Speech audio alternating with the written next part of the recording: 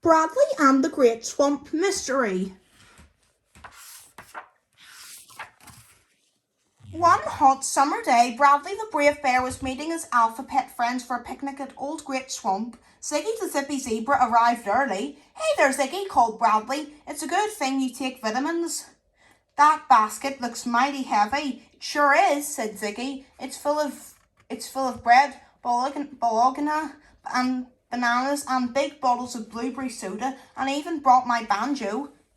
Soon, Perry the polite porcupine arrived exactly on time as usual. "Good morning, Bradley." "Good morning, Ziggy," he called, tipping his hat. "Thank you so much for inviting me, but I must tell you that a rainstorm is predicted for this afternoon." Bradley looked up at the sky. "I don't think it will rain," he said, and even if it does, we'll manage." Then Fenton the fearful frog and Ivy the impatient iguana arrived. "I'm afraid we are a little late," Fenton said. "I had to pack my bandages, my insect spray, my sewing kit, my flashlight, and my toothbrush just in case. It's going to rain, you know. Are you sure we should go on this picnic? Will we get wet? Will we catch cold? Will we be hurt?" Ivy hopped up and down. "Enough talk," she shouted. Let's go. I can't wait another minute. What are we waiting for?" "I suppose you're all waiting for me," called Lizzie the lazy lamb as she walked slowly up the path. "Sorry I'm late, but I was tired and sat down to rest." "Well, I guess we're ready to go now," said Bradley. "Follow me."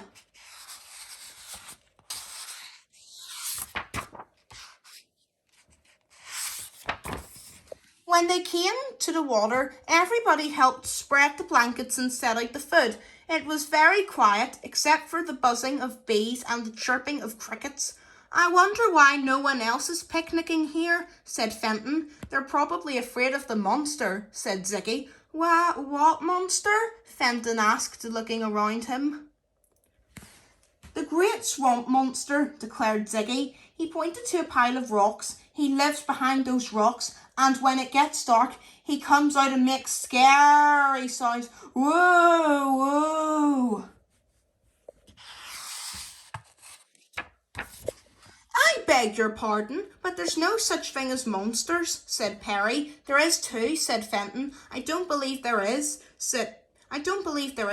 Perry said politely. "Is too," insisted Ziggy. "Calm down," said Bradley. Even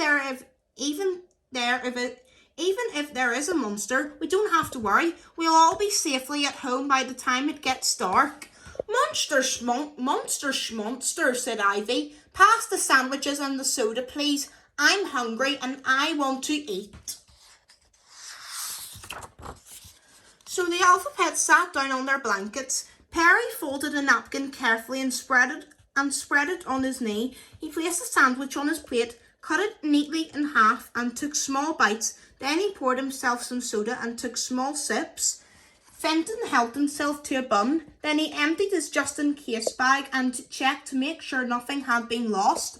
Ziggy tuned his banjo while he sipped his soda. Lizzie fell asleep while eating a bunch of grapes. Bradley finished the sandwich and lay on his back looking up at the sky. He pretended that the grey clouds were puffy little dinosaurs. Ivy gobbled her sandwich up and gulped her soda down. "Let's go," she called. "What's taking so long? I'm ready to go hiking." But nobody else wanted to rush, so Ivy grabbed her butterfly net, tightened her hiking boots, and went off into the woods alone. Bradley watched as Ivy disappeared behind some bramble bushes. Then he looked back up at the sky. The clouds seemed to be getting darker. Splat! Bradley felt a splat, splat. Bradley felt a drop of rain on his forehead. Then plink. Then plink. A raindrop bounced on Ziggy's banjo. Drip, drip, drip. Rain sparkled down. Drip, drip, drip. Rain sprinkled down on Fenton's bag.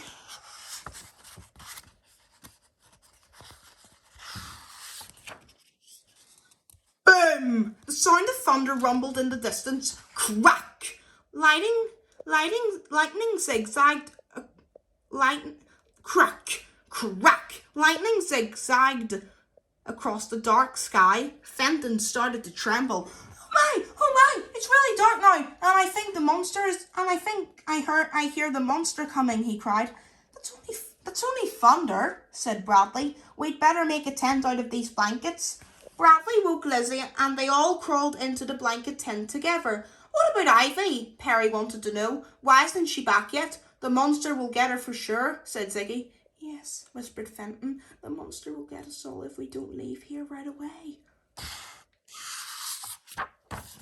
Bradley was worried about Ivy too, but he forced himself to smile. I have an idea, he said, trying to look cheerful. Ziggy, play us a happy tune on your banjo. Perry, you sing along. I'll go out and look for Ivy. But what about the rain, the thunder and the lightning and the monster, said Fenton. Aren't you scared? I guess I'm a little, admitted Bradley, but I can't let that stop me. Ivy may be in trouble. I have to help her.